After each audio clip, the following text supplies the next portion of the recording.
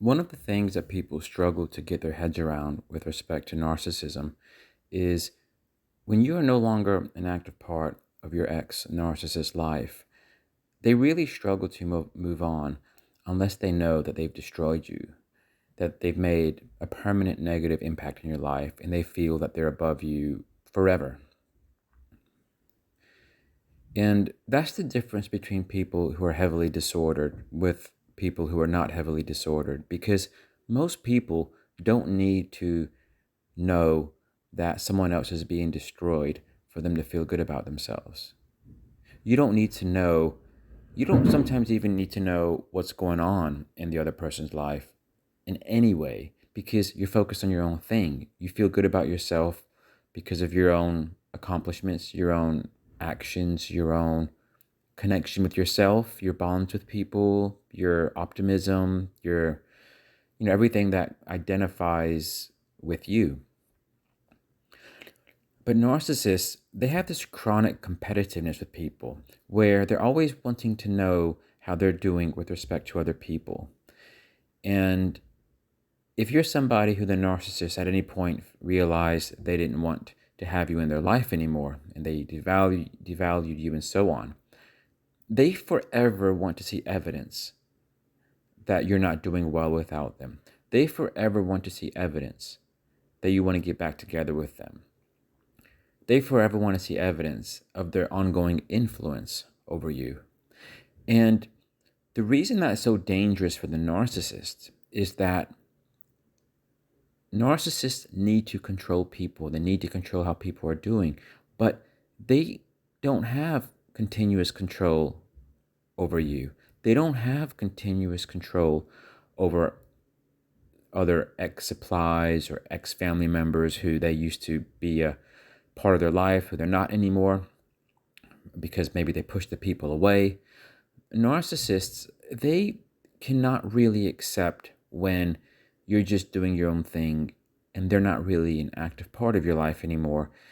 And you're doing fine with that because they somehow feel offended. They feel heavily offended. They feel like you're somehow getting the better of them. And that's why narcissists, it doesn't matter who you are or how long you're with them or even what the nature of the relationship was. If they ever felt that you were an important part of their life and then they felt that they wanted to move on from you, they want to break you down and break you down hard as a testament to their superiority over you. But even if narcissists sometimes get that glimmer of ego stroke because maybe they caught you by surprise and they discarded you or did something to injure you when you least expected it, people do bounce out of those things. People do recover. It's human nature to be resilient and move on. But the thing is, narcissists are different from most people. Narcissists don't know how to move on. Narcissists depend on you being unwell for them to be well. And like I said, that's very dangerous for a narcissist because they are not independent. They are very dependent, but they try to make it look like it's the other way around. It can also at times be dangerous for you in a sense. Narcissists can be very creepy because they try to energetically live under your skin. They try to have subtle control. And they need to attach to you. They're like leeches, and sometimes they can go out and do violent things. It's not all the time it happens, and generally it doesn't happen, but sometimes it does. And that's why you just don't want to play any form of game with a narcissist. You let them go, you let them do their own thing. Narcissists can be quite creepy, and the reason I use the term dangerous is because sometimes their possessiveness can get the better of them. Sometimes they all of a sudden want to have the things that you have, the things that make you happy about yourself, whether it's career, money, hobbies, friends, a new partner, children, maybe religious views, things that make you who you are. And I can go on and on. There's infinite things that you can really value. They can set out to sabotage you. They can set out to sabotage those things. They can set out to somehow make you become more distant to those things that are important to you. All as an effort to deconstruct your identity, to deconstruct things that are meaningful to you, to somehow try to possess the things that you possess. Sometimes they're outright try to steal the things that are yours. And they do it in the most obscure of manners. And again, this doesn't always happen, but it does happen a lot. And it just goes down to the fact when narcissists see you moving on, when they see you happy with the things that are important to you in your life, and they feel like they're falling short, that they're not up to scratch, that competitive nature that they need to feel better than you combined with their natural possessiveness and their need for control and leverage and being able to self-regulate through other people, all that comes together in a way where it's just narcissists are not the kind of people you want to have in your life. Because if anything, they just set you off your path. And that's the narcissist's sole purpose is to set you off your path and to see evidence of it. And when they don't manage, they're dysregulated. When narcissists don't manage to set you off your path, they are dysregulated. And it doesn't even seem fair because you don't really care what the narcissist is up to. You don't care who they're spending their time with.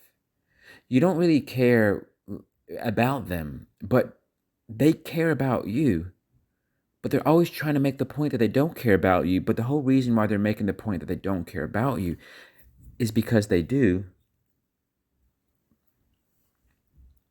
And you find yourself either caught up in this energetic web, or you just kind of, you move on. And if you don't really know what's happening, it can be quite confusing. Because when you add their behaviors A, B, and C, first of all, they disregard you, discard you, devalue you. And secondly, they make you feel like you're nothing to them. Thirdly, you get this hint that they just can't move on from you. And fourthly, and fifthly, and so on. Sometimes you see them doing things which are an indirect or even direct way of trying to make a way back into your life, or derail you from your path, or somehow meddle with your life at a very personal level. Because narcissists, they don't feel anything on their own. They don't feel like they matter, because they don't. And it's not something in a negative way. It just is because they don't know how to carry themselves in a way to actually be someone of relevance, be someone who matters. But they do set out to try to take other people down. And that's why you never entertain the narcissist. You don't give them too much information about you. Unfortunately, we live in a world where people can get some information about you, probably, but they don't need to get that much. And they certainly don't need to see you on a day-to-day, what you're up to.